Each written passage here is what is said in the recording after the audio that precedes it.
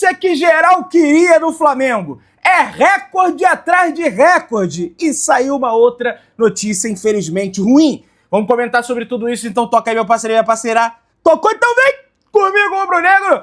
Vamos às notícias do Flamengo. Daqui a pouquinho tô partindo pro hotel do Flamengo aqui em Guarulhos. O Flamengo tem chegada prevista ali por volta das 5h15 da tarde aqui em São Paulo. Já vou pegar minhas tralhas todas, pegar minhas coisas todas e partir pro hotel Marriott, hotel que o Flamengo vai ficar hospedado. E ó, hoje é aniversário de Pablo Mari, minha galera. Pois é, o zagueiraço espanhol que fez história com a camisa do Flamengo, completa hoje 31 anos de idade, nesse dia 31 de agosto, um dia depois, aliás, do aniversário do Gabigol. Ele que foi campeão da Libertadores com o Flamengo, foi campeão do Campeonato Brasileiro com o Flamengo. Não tenho a menor dúvida que seria campeão de outros campeonatos com o Flamengo, mas saiu do Flamengo ali já no início do ano de 2020 para voltar à sua terra natal, ao continente europeu, na realidade, pro Arsenal. E vou falar um negócio para vocês aqui. A venda do Pablo Mari foi uma das melhores vendas que o Flamengo já fez na sua história. O Flamengo buscou ele num time da segunda divisão da Espanha, que foi o La Coruña, pagou 2 milhões e meio de euros, alguma coisa nesse sentido, vendeu por 10, comeu bônus atrás de bônus, bateu meta no Arsenal, bateu meta lá no Monza da Itália, um monte de meta e rende até hoje dinheiro ao Flamengo, ainda conquistou, entregou retorno técnico ao Mengão. Então parabéns ao Pablo Mari, que papai do céu, que Deus abençoe a sua vida. A vitória do Flamengo ontem, amanhã em cima da equipe do Corinthians é muito importante. Isso porque se o Flamengo vencer, chega aos mesmos 47 pontos do Botafogo, sendo que o Flamengo tem uma partida a menos em relação à equipe do Botafogo. O Botafogo tem um confronto direto contra o Fortaleza dentro do estádio Newton Santos, ou seja, outra notícia boa, alguém aí vai perder pontos, ou o Fortaleza ou o Botafogo, ou então até mesmo as duas equipes, caso aconteça empate, que na minha avaliação é o melhor resultado possível, e o Palmeiras enfrenta aí a equipe do Atlético Paranaense fora de casa amanhã às 6h30 da tarde. A gente sabe como é difícil enfrentar o Atlético Paranaense lá na Arena Sintético. É lá no Sintético, tudo bem que o Palmeiras tem Sintético, então é uma rodada chave para o Flamengo. Dá para jogar com intensidade, depois vai ter descanso, depois vai ter tranquilidade, é data FIFA, só vai voltar a jogar no dia 12, são quase 2 semanas de descanso que vai ter o Flamengo, então tem que entregar tudo e mais um pouco nessa partida de amanhã contra a equipe do Corinthians, que está desesperada no Campeonato Brasileiro, e a gente vai falar sobre isso. Alexandro e Gonçalo Plata se apresentam ao Flamengo e vivem primeiro dia no CT Nildo. Dupla fecha o pacotão de reforços rubro-negros nessa janela de transferências. O Plata utilizará a camisa de número 45. Por quê, Pedrão? Não tem o porquê. Vamos ver aqui a matéria, beleza? Eles viveram o primeiro dia no Ninho do Urubu, conheceram as instalações do CT e já tiveram o primeiro contato com a comissão técnica e também os seus companheiros de equipe. O Plata vai usar a camisa de número 45, enquanto o Alexandro escolheu a camisa de número 26. O primeiro dia no CT Ninho do Urubu foi de academia com avaliações e testes físicos. Ambos foram a campo para correr. Alexandro já tem o seu nome publicado no BID, o Boletim Informativo da CBF. No entanto, ainda não estará à disposição para o confronto de amanhã contra a equipe do Corinthians.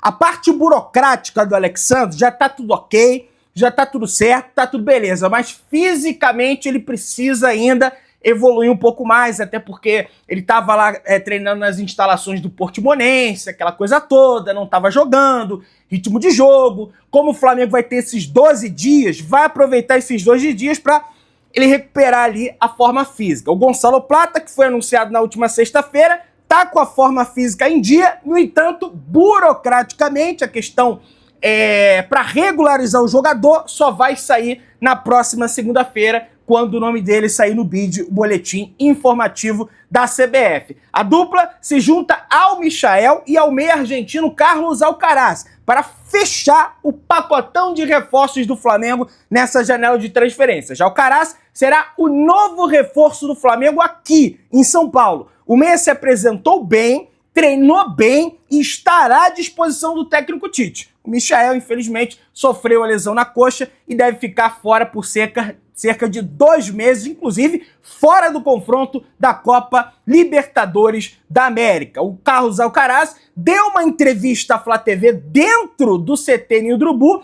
e explicou o motivo dele ter escolhido a camisa de número 37.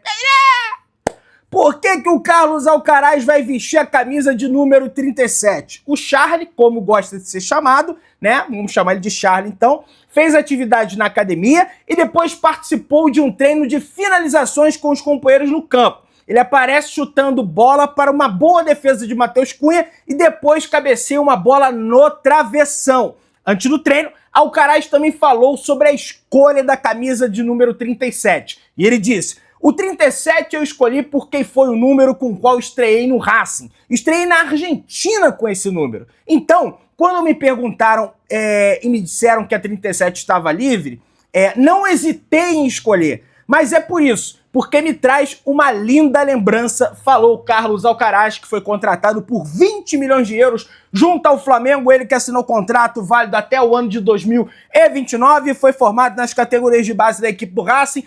Atua por Southampton, atua pela Juventus da Itália junto com o Alexandre, inclusive tem a imagem do Charlie abraçando o Alexandre, enfim, encontro aí de amigos em outro clube, bem bacana. O Flamengo já embarcou rumo a São Paulo, já divulgou imagens através das suas redes sociais do Pedro, né, de volta à delegação do Rubro-Negra, Alcaraz. Então, gente, com esse time que a gente vai comentar aqui agora, é possível sim vencer a equipe do Corinthians, eu não tenho a menor dúvida disso. Infelizmente, essa situação de lesões não acaba no Flamengo. É um negócio assim impressionante. Até quando não tem jogo, a gente fica sabendo de uma lesão nova. O Flamengo soltou a seguinte nota: o Clube de Regatas do Flamengo informa que o atleta Léo Pereira sofreu uma pancada no joelho esquerdo na partida diante da equipe do Bahia pela Copa do Brasil. Após uma avaliação médica, o zagueiro teve constatado uma entorse e não foi relacionado para a partida diante da equipe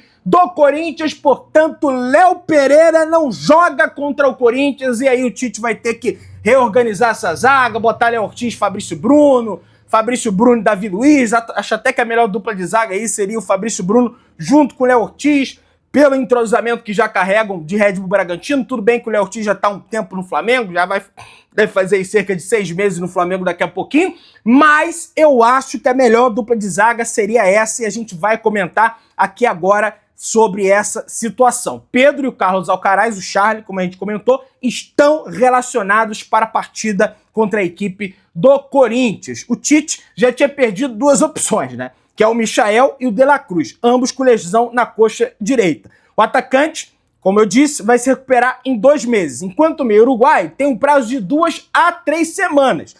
A notícia boa que todo mundo queria saber e finalmente saiu é que Gabigol e Arrascaeta, também em recuperação de lesões na coxa, só devem voltar já na partida contra o Bahia no próximo dia 12, no retorno da data FIFA. Cebolinha e Matias Vinha não atuam mais em 2024. O Pedro está relacionado, ele que é o artilheiro rubro-negro da temporada com 31 gols marcados, incluindo 2 amistosos, e deve iniciar como titular amanhã no domingo, beleza? E aí, Rossi, Varela na lateral direita, Fabrício Bruno e Davi Luiz. O Tite deve optar aí pela escolha do Davi Luiz, Ayrton Lucas, Eric Pulgar, Léo Ortiz, e aí tem a possibilidade de sair o Léo Ortiz e botar o Alcaraz, tem a possibilidade de sair o Gerson, botar o Alcaraz tá aí na possibilidade de ser titular da equipe do Flamengo, Luiz Araújo, Bruno Henrique e Pedro, minha galera. Esse é o time do Flamengo para encarar a equipe do Corinthians. Gente, é um time mais do que possível para vencer esse raio desse jogo contra a equipe do Corinthians. Dá para ganhar. O time do Corinthians vem numa batida muito ruim, vem numa sequência muito ruim, que a gente vai comentar. Eu sei que a gente não tem um dos principais jogadores da equipe do Flamengo, que é o De La Cruz, e o De La Cruz faz diferença na equipe do Flamengo, né? A gente tem um aproveitamento aí, por exemplo, com o De La Cruz, o Flamengo tem um aproveitamento de 77,1% nas partidas. O Flamengo perdeu 4 vezes. Sem o De La Cruz, esse aproveitamento de 77,1% cai para 53%, e o Flamengo perdeu 5 vezes quando o Flamengo não tinha presença de Nicolás De La Cruz. Então é um atleta que faz muita falta ao time do Flamengo. Tem aquela entrega, tem o passe vertical, quebra a linha. Isso vai melhorar ainda mais com o Alcaraz, que também tem essa situação do passe, mas é um jogador que faz muita falta ao Flamengo. E a sequência é pesada. Tem Corinthians, na volta tem Grêmio, tem Bahia, aí tem Flamengo e Vasco, aí tem Flamengo e Peñarol, aí tem Grêmio e Flamengo, Flamengo e Peñarol de novo, Flamengo e Atlético, que é sempre difícil no Maracanã. Então o departamento médico do Flamengo tem que trabalhar firme para recuperar logo o De La Cruz. Porque a gente sabe que o desempenho do Flamengo cai de forma assustadora quando ele não está dentro do campo. Time que mais empata e o terceiro pior ataque do Campeonato Brasileiro é o Corinthians, adversário do Flamengo. Em 18º lugar, com apenas 22 pontos, a equipe de Ramon Dias soma 10 empates, então o rival do Flamengo é o empate, e lidera o campeonato no quesito empate. Além de ter o terceiro pior ataque, com 20 gols marcados, com a mesma quantidade de gols marcados que o Atlético Goianiense. Apenas à frente de Fluminense, que tem 18 gols marcados, e de Internacional, que tem 19 gols marcados. No entanto, o Internacional tá devendo um monte de jogo aí, né? Então talvez o Corinthians seria aí o segundo pior ataque da primeira divisão da Série A. Vem numa sequência bem ruim de partidas. Empatou com o Grêmio, perdeu pro Atlético Mineiro, empatou com o Juventude, empatou com o Bragantino, empatou com o Fluminense, perdeu pro Fortaleza, numa sequência de 6 jogos sem vencer tá o Corinthians. Corinthians tem desfalques, não tem Alex Santana, não tem Juan Oliveira, não tem o Maicon, não tem o Diego Palacios. O atacante Wesley foi negociado lá com a equipe do Al Nassr, então não tem o Wesley. Vai ter o Neneca, porque pagou uma multa de 500 mil reais ao Flamengo. Engraçado que paga a multa, mas não paga o Mateuzinho. Aliás, tem o Mateuzinho do lado deles. Vamos ver se o Mateuzinho vai ser Mateuzinho. Vamos torcer para isso, né? A promessa é de casa cheia no Itaquerão, porque a torcida do Corinthians está desesperada e sabe que o time precisa dela para tentar reverter essa situação, para o Corinthians tentar, quem sabe, vencer a equipe do Flamengo. A torcida visitante já esgotaram os ingressos, naturalmente, é normal, quando o Flamengo vem jogar aqui em São Paulo, a nação paulistana, a nação de fora que vem, aquela torcida toda, né, vai lá e lota o setor, a gente sabe disso, a força da nação em São Paulo, dizem que é a 5ª maior torcida, ou então 4ª maior torcida de São Paulo, do estado de São Paulo, até tem números que falam que a torcida do Flamengo já está à frente até mesmo que a torcida do Santos, no estado de São Paulo, mas tem que verificar melhor essa situação, mas é muito grande a torcida do Flamengo aqui, a gente sabe, evidentemente, dessa situação, beleza? Então vamos torcer para dar tudo certo. Cobertura da chegada do Flamengo, Instagram, mengão.melhor, e também lá no canal 2, Pedrão Oficial, fica ligado. Rossi adota camisa amuleto no Flamengo e sonha com o final da Libertadores na sua terra natal. Coincidência ressuscita o uniforme amarelo de goleiro do Flamengo, eternizado por Raul Plasman e também Diego Alves, minha galera. Olha aí! Nas redes sociais, logo surgiu uma montagem dele ao lado de Diego Alves, que repostou a publicação que leva a seguinte frase: "O uniforme amarelo de goleiro do Flamengo é pesado demais", publicou o goleiro Rossi. A amarelinha, no caso, é uma camisa que foi eternizada pelo Raul Plasman nos anos 80, com aqueles títulos todos, Libertadores, Mundial, Brasileiro, e Diego Alves entre 2018 e 2021, ano em que a camisa foi utilizada pela última vez na linha de goleiros do clube. Em 24, por exemplo, os uniformes são branco, azul e preto, mas uma coincidência fez ressuscitar a amarela. Nos jogos da fase de grupos contra Milionários e Bolívar, adversários que têm uniforme azul, Rossi precisou mesclar os modelos por exigência da Conmebol. Mas para o mata-mata, o clube resgatou o antigo e inscreveu no torneio. Portanto, Agostinho Rossi vai de camisa amarela na Libertadores. E o Rossi falou: é uma camisa muito bonita, dá para usar. Sempre que seja para ajudar o Flamengo, vou estar presente. Para não jogar com aquela mistura de branco e azul, duas cores misturadas, o clube conseguiu a troca pela roupa amarela. Acho muito bonita e tem aquela história no Flamengo. Mas hoje quero fazer a minha história. Tomara que seja com títulos e coisas importantes, falou Agostinho Rossi. E disse mais: se a gente chegar, e nós vamos procurar isso, vai ser muito importante jogar lá na Argentina. E tem a questão de eu ter jogado no Boca, talvez a final ser no estádio do River. Acho que vai ser mais importante ainda com a família toda e amigos apoiando lá. Temos o desejo de estar na final e vamos buscar isso para todo mundo ser feliz. Tomara, né, que isso realmente aconteça, falou o Agostinho Rossi em entrevista ao portal GE.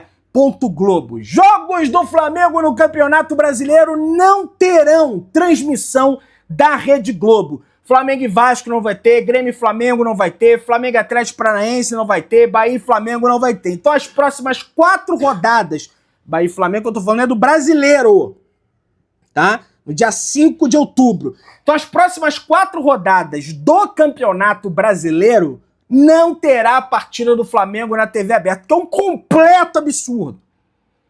Um absurdo isso, né, com o torcedor rubro-negro, que tem que pagar pay-per-view, cara, e aí no ano que vem vai ter outros pay-per-view, vai ter que pagar 1, 2, 3 pay-per-view diferentes, em vez de passar o Flamengo na TV aberta. Ah, é porque o Flamengo não dá audiência, Pedro. Não tem nada a ver, é justamente o contrário.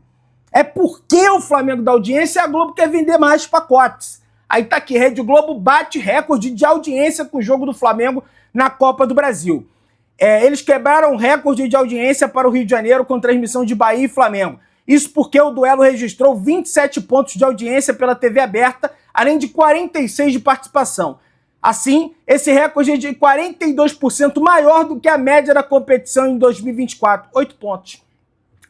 Flamengo ultrapassa 1 bilhão em contratações desde 2019. Gestão Landim bate 1 bilhão e 100 milhões em investimento com 43 contratações no período, meu parceiro. Olha que loucura! A temporada atual é a que o clube mais gastou para trazer novos nomes para o plantel. Foram quase 300 milhões em 8 contratações. De La Cruz, Vinha, Léo Ortiz, Carlinhos, Michael, Alexandro, Carlos Alcaraz e Plata. Ao todo, 8 reforços que o Flamengo trouxe nessa temporada. Então, de todas as temporadas, essa foi o que o Flamengo mais gastou. O levantamento não considera gastos com luvas, extras e intermediários. Apenas o custo para a aquisição dos direitos dos atletas foi considerado. Os impostos das operações foram também contabilizados, galera. E aí você tem o Carlos Alcaraz como a contratação mais cara da história do clube, depois vem o Pedro, depois o Gabigol, depois o Arrascaeta, Gerson, Cebolinha, De La Cruz, todos esses estão no Flamengo ainda, né? Gerson de novo, quem é que veio duas vezes? Luiz Araújo, Matias Vinha, enfim. Então todas essas 10 maiores contratações da história do Flamengo ainda estão no Flamengo.